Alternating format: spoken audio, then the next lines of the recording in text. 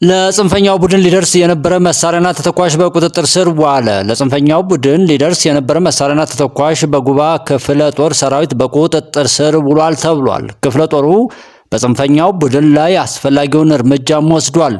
ከሱዳን ተነስቶ ወደ አዊ ዞን ጃዊ ወረዳ ልዩ ቦታው በለስ ወንዝን ተሻግሮ ለዘራፊው ጽንፈኛው ቡድን የተለያዩ መሳሪያዎችና ተተኳሾችን ለማድረስ ባሰበው ቡድን ላይ በቀጠናው የሚገኘው ሰራዊት የማያዳግም እርምጃ መውሰዱን የክፍለ ጦሩ ሬጅመንት አዛዥ ሻለቃ ገብረ ሕይወት ኃይላይ ተናግሯል ተብሏል።